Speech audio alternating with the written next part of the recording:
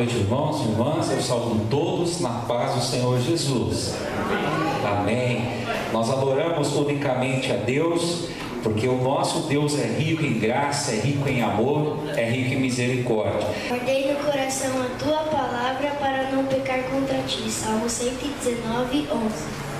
Vamos abrir as nossas Bíblias, no Antigo Testamento, no livro de Salmos, Salmo de número 39.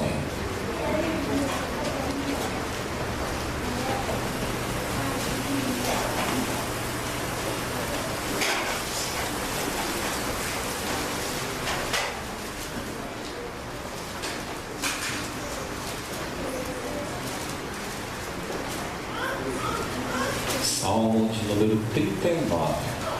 Se tem alguém sem Bíblia aí próximo a você, seja gentil, compartilhe o texto para que o Espírito Santo instrumentalize todos nós a sua obra por intermédio da palavra. Salmo 39. E o salmista vai dizer assim: disse comigo mesmo, guardarei os meus caminhos para não pecar com a língua, porém mordaça a minha boca enquanto estiver na minha presença o ímpio. Emudeci em silêncio, calei acerca do bem, e a minha dor se agravou. Esbraseou-se-me no peito o coração, enquanto eu meditava, ateou-se o fogo. Então disse eu com a própria língua: dá-me a conhecer, Senhor, o meu fim, e qual a soma dos meus dias, para que eu reconheça a minha fragilidade. Deste aos meus dias o comprimento de alguns palmos. Tua presença, o prazo da minha vida é nada. Na verdade, todo homem, por mais firme que esteja, é pura vaidade. Com efeito passa o homem como uma sombra, em vão se inquieta, amontoa tesouros e não sabe quem os levará. E eu, Senhor, que espero, Tu és a minha esperança. Livra-me de todas as minhas iniquidades, não me faças escárnio do insensato. Emudeço, não abro os lábios, porque Tu fizeste isso. Tira de mim o Teu flagelo, pelo golpe de Tua mão estou consumido. Quando castigas o homem com repreensões por causa da iniquidade, destróis nele como traça o que tem de precioso. Com efeito, todo homem é pura vaidade. Ouve, Senhor, a minha oração, escuta-me quando grito por socorro. Não te emudeças à vista de minhas lágrimas, porque sou forasteiro à tua presença, peregrino como todos os meus pais o foram. Desvia de mim o olhar, para que eu tome alento, antes que eu passe e deixe de existir. Amém. Irmãos, o tema da nossa mensagem de hoje é enxergando a vida na perspectiva de Deus. Enxergando a vida na perspectiva de Deus. Nós começamos a ler um livro maravilhoso, Uma Vida com Propósito, do pastor Rick Warren. Nós começamos na última quinta, outra turma começou hoje. Depois, no final do culto, eu vou falar melhor sobre isso. E é um capítulo muito interessante adiante no livro, com o seguinte tema: enxergando a vida do ponto de vista de Deus. E o que o autor sugere? Meu irmão, ele diz que nós precisamos alinhar as nossas lentes, o nosso jeito de ver a vida, o nosso jeito de nos relacionarmos com Deus, com a existência, o nosso jeito de sentir a vida, de saborear a vida com as lentes de Deus. Nós precisamos viver a vida, sentir a vida, passar pela vida, não do nosso jeito, porque o nosso jeito é pequeno, do nosso jeito é muito pobre, do nosso jeito, meu irmão, não tem sentido, mas do jeito de Deus, aí sim nós vivemos uma vida de significado. Do jeito de Deus as coisas tomam outro contorno, outras cores, outros formatos, e aí então nós temos que alinhar o nosso jeito de ver a vida com o jeito de Deus. A perspectiva de enxergar a vida precisa ser a perspectiva de Deus, a perspectiva do Evangelho, a perspectiva do reino de Deus. E qual é o problema? O problema é que desde a antiguidade Deus diz a respeito do seu próprio povo que o seu povo é um povo obstinado de coração, ou seja, a nossa especialidade é fazer aquilo que Deus diz para nós não fazermos, irmos por caminhos que Deus diz para a gente não ir. E aí, meu irmão, qual é o perigo de tudo isso? É alguém passar a vida na igreja, alguém passar a vida diante do sagrado, ser extremamente familiarizado com a vida religiosa, mas nunca aprender, ou melhor, nunca gozar do privilégio de aprender a ver a vida por outras lentes, de aprender a ver o relacionamento familiar pelas lentes de Deus. E aí aquele cara que passa a vida inteira na igreja e trata a família como um lixo qualquer. Alguém que está na igreja, mas não aprendeu a ver o relacionamento familiar pelas lentes de Deus. É alguém, meu irmão, que está na igreja, mas não vê a comunidade pelas lentes de Deus. Então a comunidade é algo monótono, é algo enfadonho. A igreja é algo que me aborrece, é algo que me cansa, é a minha obrigação, é aquele momento de picar o cartão num lugar que eu não queria estar, vendo pessoas que eu não quero ver, cantando que eu não quero cantar, orando quando eu não quero orar, porque ainda não aprendeu a ver a comunidade pelos olhos de Deus. A comunidade é um corpo, a comunidade é um lugar onde você está protegido, amparado, onde Deus te ama e te chama para você ser bênção na vida de outros. Tem gente que não aprendeu a ver a vida financeira pelas lentes de Deus, por isso o cara vive escravo dos seus bens, do seu consumo, vive na sua própria avareza, e eles têm que ficar falando: meu filho, a vida não é só você, o foco não é você. Lembre novamente a primeira leitura do livro: você não é o foco. Tem gente que ainda não aprendeu a ver os relacionamentos interpessoais por essa lente, por isso o cara é uma pedra de tropeço, é aquele primo que ninguém gosta, é aquele pai que os filhos não gostam, é aquela esposa que o marido não suporta. A pessoa não aprendeu a viver ainda a delícia que é relacionamentos vividos, vistos, saboreados pela lente de Deus, pela lente do Evangelho. E aí uma pergunta importantíssima: será que estamos enxergando a vida na perspectiva correta? Se faça essa pergunta: como nós estamos enxergando a vida em comunidade? Como nós estamos enxergando a nossa vida familiar? Como você enxerga a sua vida financeira? Como você enxerga os seus relacionamentos interpessoais, pessoais? Como você enxerga, meu irmão, a existência? Quais são as suas lentes? Por quais ângulos você está olhando para a vida e vivendo a vida? Talvez você vai ter que pedir perdão para Deus essa noite. Falar: Senhor, eu estou aqui há tanto tempo e a minha lente está fora de foco. Senhor, eu estou aqui há tanto tempo.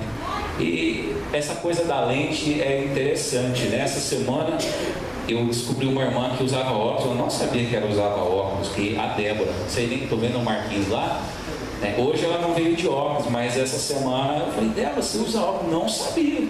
O Marquinhos, o dia que ele apareceu sem óculos, a gente sabe que por causa da cegueira dele ele não achou o óculos, então ele veio sem óculos, né? Mas a Larissa também usa óculos, hoje ela está de óculos. Aliás, a gente teve que comprar um óculos novo para ela, porque a falta dos óculos, senhor Deus, fez a estigmatia, o miopia, sei lá o que ela tem na loura, tanto pia que deu problema e teve que aumentar o grau.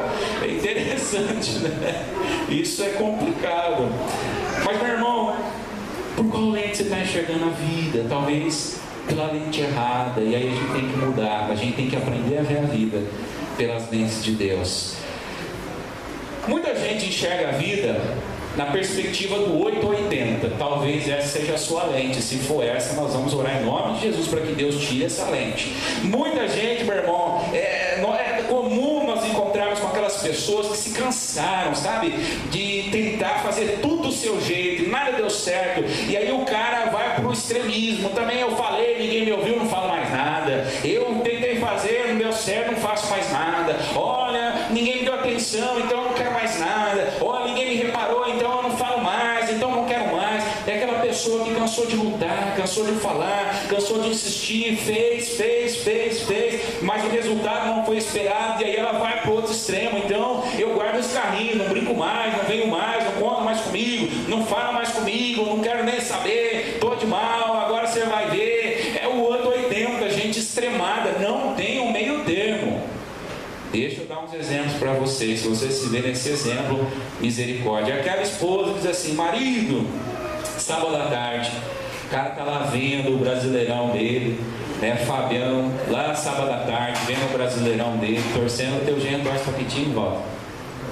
Para quem? Pecado. Torce para o Corinthians, né? E aí a Mariana grita de lá: Fábio, venha me ajudar a arrumar o sifão da pia. E aí tá na cobrança do pênalti. E aí o Fábio fala o quê? Se fala, né? Porque olha quando tá vendo, fica cego, surdo e mudo.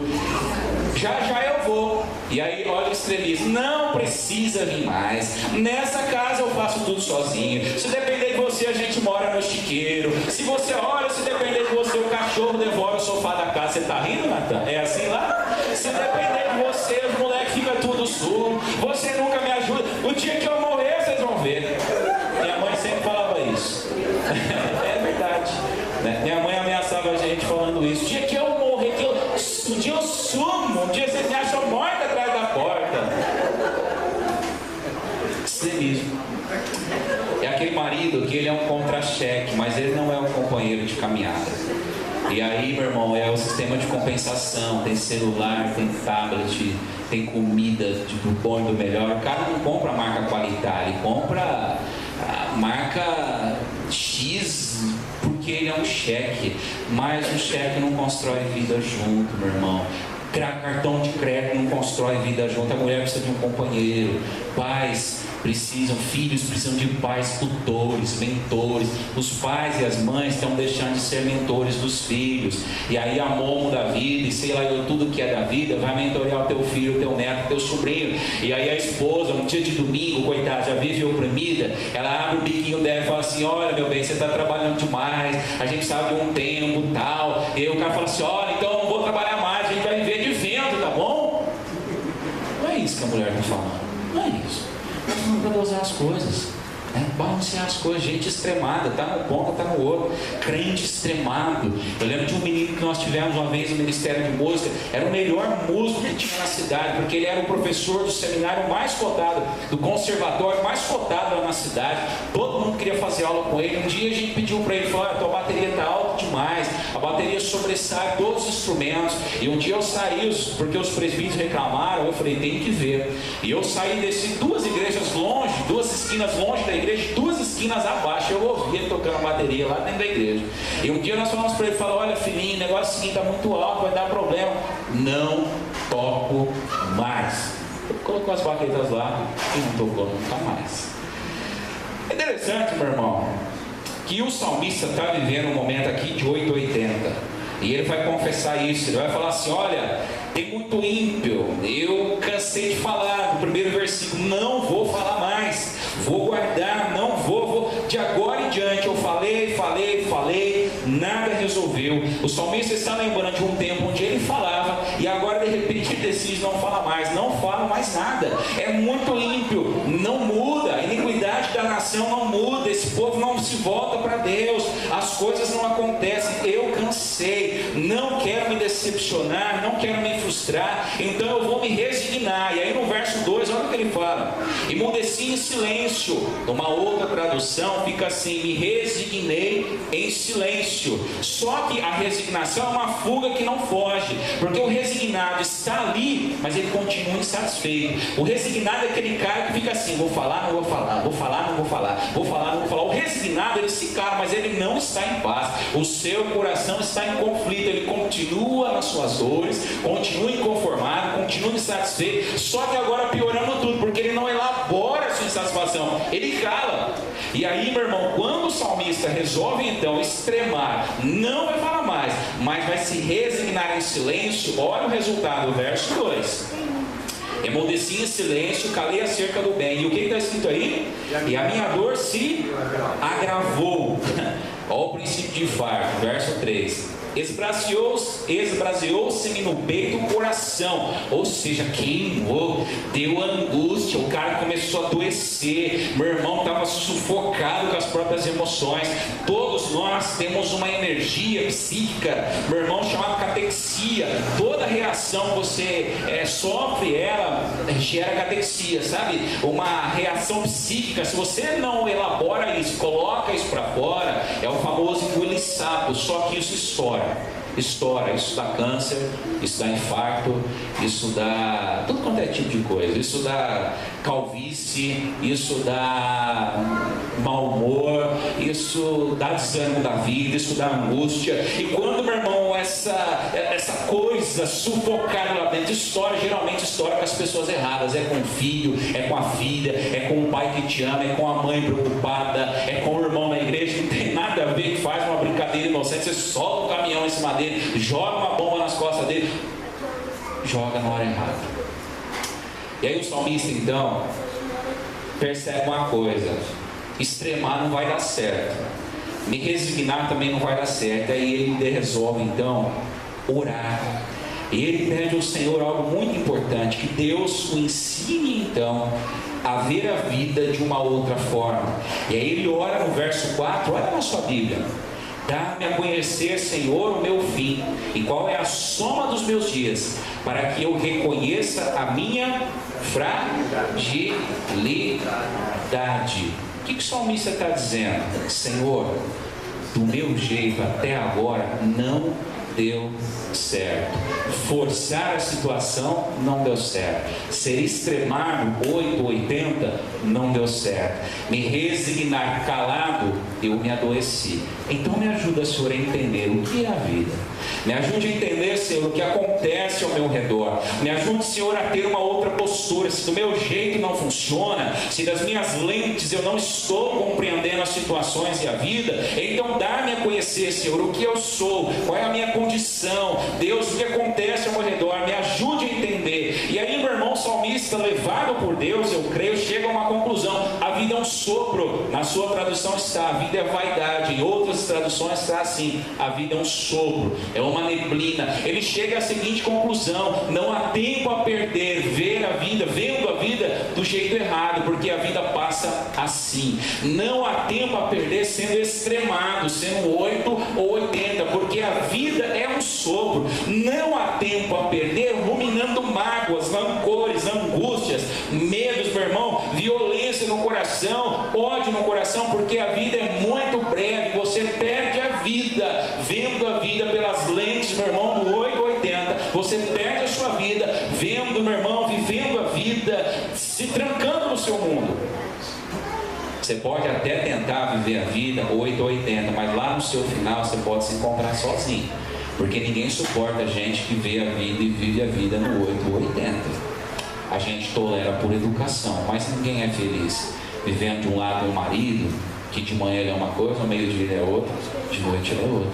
De um filho que ele é uma coisa de manhã, outra coisa no meio-dia, outra coisa à noite. Traz sofrimento, gente, traz angústia. E aí vem uma coisa linda nesse texto. Quando o salmista percebe então que a vida dele é um sopro, é um nada, passa rapidinho, ele resolve então tomar algumas medidas. E ele resolve então ver a vida de outra forma.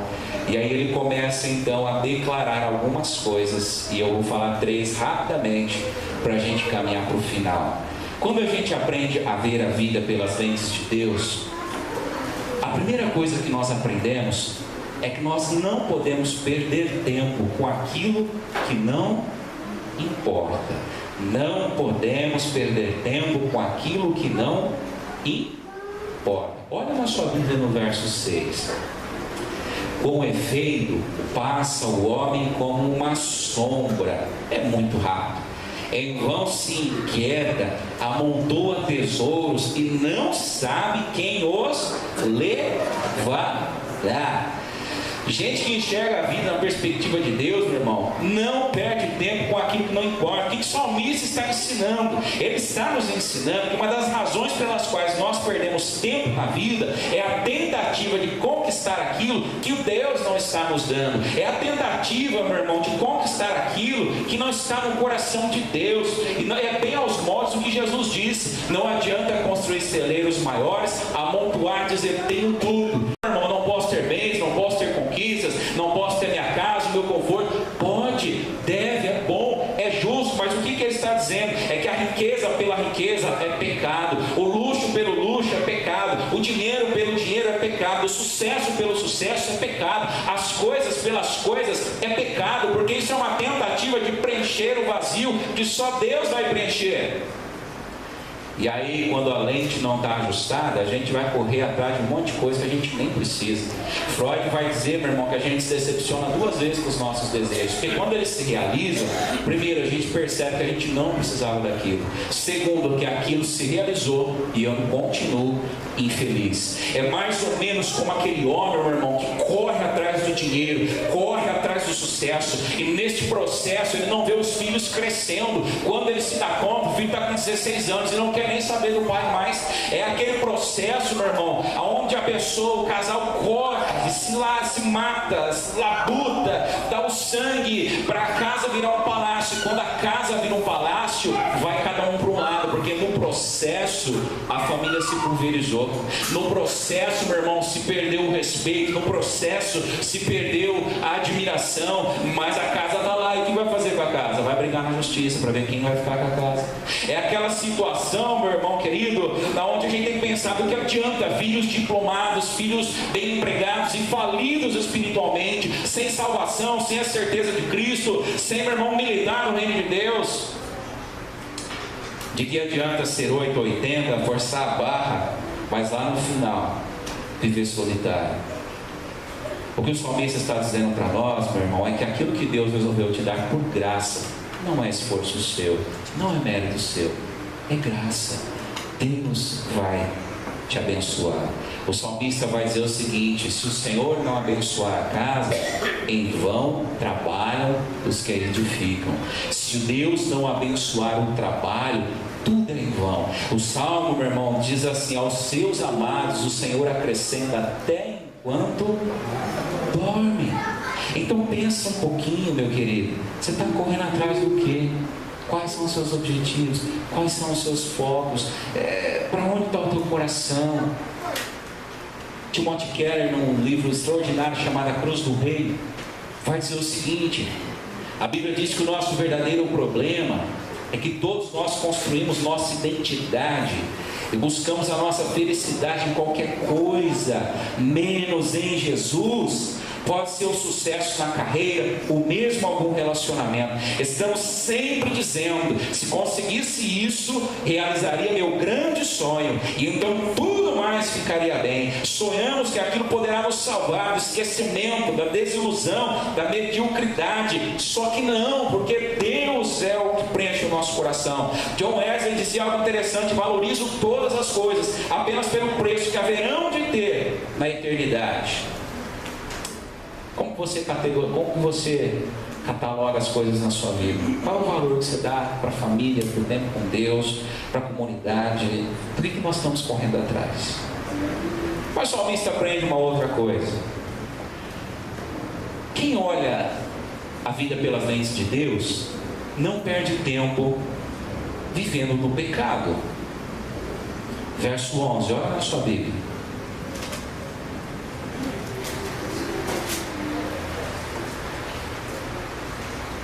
Quando castigas o homem com repreensões por causa da iniquidade, destróis nele como traça o que tem de precioso. Por que o salmista está dizendo isso? Simples, meu irmão, porque o pecado é a maior perda de tempo que um ser humano pode ter na face da terra. Você quer ver quando você perde tempo de verdade? É quando você perde tempo com o pecado, ou coisa que atrasa a vida. Porque o pecado, ele vai impregnar, o pecado enreda, o pecado enlaça. Por isso o autor de Hebreus fala assim: olha, se desembaraçem do pecado que tenazmente assedia, deixe o pecado, corre a carreira que Cristo propôs. Meu irmão, não há coisa para atrasar mais a sua vida do que o tempo que você perde com o pecado. E isso é muito interessante, porque nós vemos num contexto religioso que não trata muito bem o que é pecado e o que não é pecado. Primeiro, no nosso mundo evangélico, cristão evangélico, pecado sempre é o que é sexual. Então, assim, caiu em adultério, pecado. Está batendo na esposa, ninguém sabe. Briga de marido e mulher, ninguém mete a colher. Caiu em adultério, roubou dinheiro da igreja, não, então não é pecado. Mas sonega lá no trabalho, não, aí também o cara ganha pouco. Imagina se ele não sonegar. O cara é o pior dos piores, né? Ele para na vaga que não é dele, ele fura a fila, ele pega um troco errado na padaria, vai embora dando risada do caixa da padaria. Meu irmão, é uma coisa diabólica, doentio. Mas se não tem adultério, não tem sexo, então pune esses outros. É só sexo que é pecado. Há uma outra concepção no nosso meio, e isso, na minha opinião, é o pior. Pecado é sempre relacionado ao que Deus não gosta. Então é assim: um amigo teu chama para ir jogar um futebolzinho no domingo, é uma chance assim ímpar. Você vai ter que faltar um dia na escola dominical, mas você vai poder falar com ele, você vai poder evangelizar ele. E aí alguém fala assim para você: não pode porque Deus não gosta.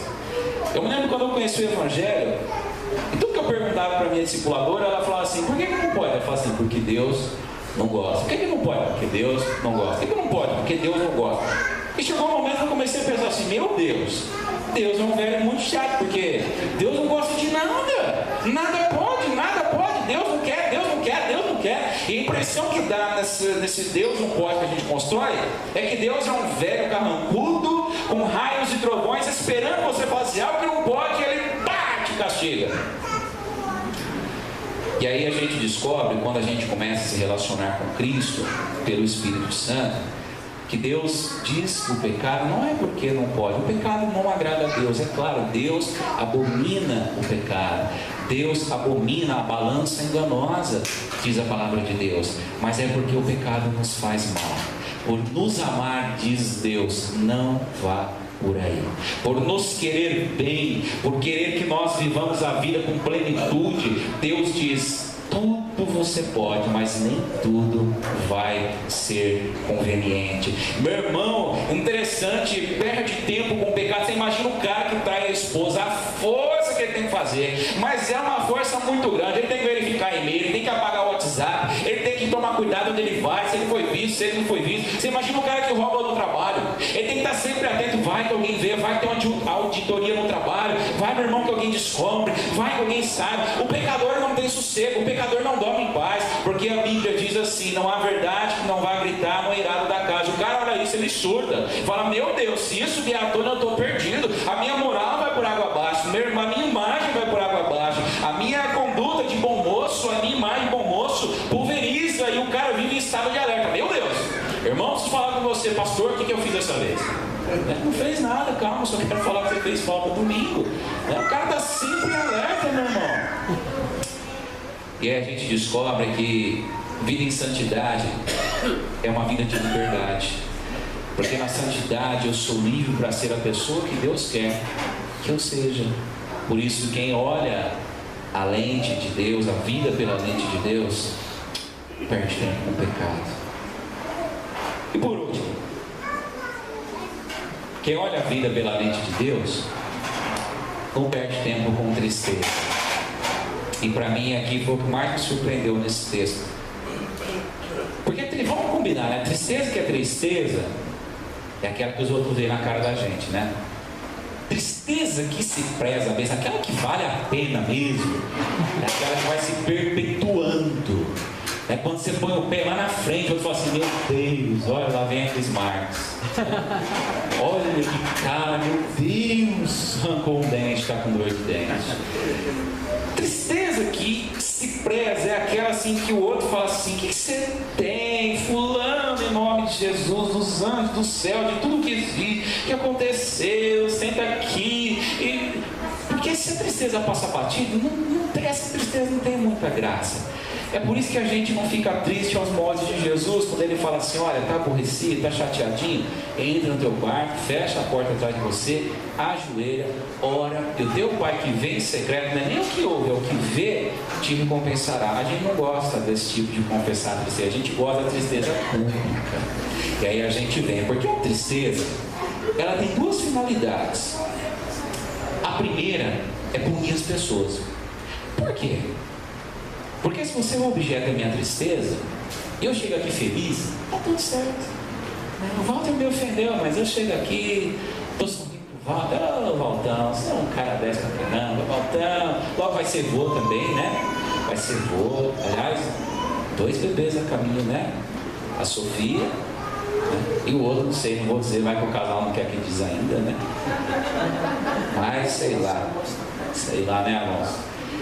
Porque aí eu chego aqui, o Walter olha na minha cara e fala assim: puxa, eu tratei o pastor tão mal hoje no final da EBD, mas tá tudo bem, porque eu tô sorrindo, nem lembro mais. Fala: Walter, eu tô com o bar, o que é que você está falando? Nem sei.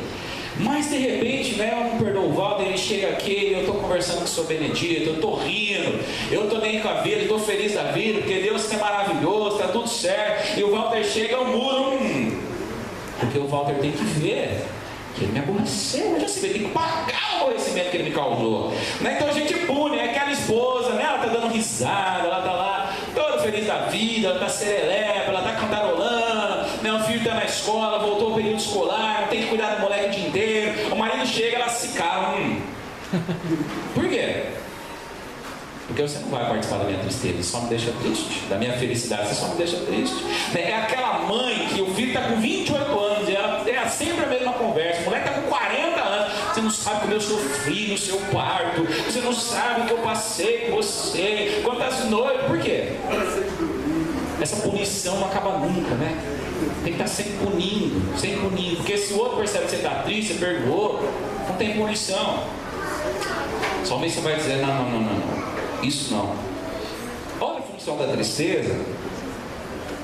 É me isentar de responsabilidades. Então mais ou menos assim. Ô Helena, vamos lá fazer apesar que isso é impossível, porque a Helena nunca me disse não para nada.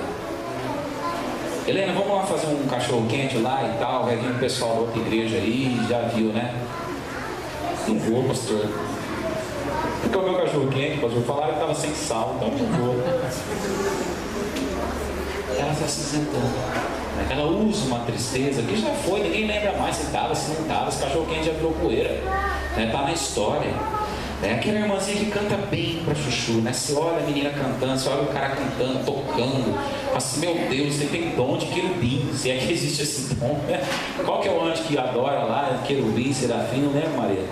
Aí você fala assim, meu Deus, é serafim na terra, né? Tá cantando e tal. Aí você fala pro cara, filho, por que você não vai cantar no solo agora? Eu não, nunca me deram oportunidade. É mais ou menos por aí. Porque enquanto você fica usando esse aborrecimento como muleta, bengala, você não tem que responder por si só. Você tem que falar, não, eu não vou porque eu não quero ir. Eu não faço porque eu não quero que conte comigo. Eu não vou porque eu não vou doar meu tempo. Eu não vou contribuir porque eu não contribuo mesmo, não gosto, não acredito nisso. Eu não faço, pronto, acabou. E aí, meu irmão, a gente precisa pensar uma coisa. Quem tem o Espírito Santo de Deus, o reino de Deus não é assim. Porque o reino de Deus, ele é confrontador, mas ele também é alegria. Fruto do Espírito é paz, alegria, bondade, longanimidade. Paz, alegria. Você não pode ficar triste nunca, crente. Se você não ficar triste nunca, nós vamos correr de você. Porque se você não sente nada, isso é sinal de psicopatia. E aí nós vamos te mandar lá para Kelly te internar. Gente que não sente nada, alegria, remorso, tristeza, frio, calor, atropelou o filhote do gato quando ele tirou o carro de casa, né? Ninguém mandou ele ficar embaixo do pneu do carro. Tem alguma coisa errada com você. Você pode e deve ficar triste, porque a tristeza faz parte da vida, mas você não vai viver nessa ilha da tristeza, você vai se isolar do mundo. Ó vida, ó céu. Você pode, meu irmão, de vez em quando ser 880, porque ninguém está de bem com a vida todo o tempo, mas você não pode viver lá nesse extremismo. De vez em quando você pode se ressentir sim, mas você não pode viver lá no ressentimento. De vez em quando você não quer ser amigo de todo mundo, mas você não pode viver lá nessa ilha da inimizade, porque lá não é a vida pelas lentes de Deus. E aí a minha oração, eu encerro por aqui, peça a Deus, Senhor, troca as lentes, ó Deus, troca as lentes. Se eu estou perdendo tempo com o que não é precioso, se eu estou vivendo tristeza para punir os outros, me punir, Deus, tira isso do meu coração. Se eu não estou, Senhor, fazendo do jeito certo, troca as lentes, ó Deus, e me ensina a ver a vida segundo o teu coração. Com que lente nós estamos vendo a vida? Que Deus assim nos abençoe e nos ajude a refletir. Em nome de Jesus.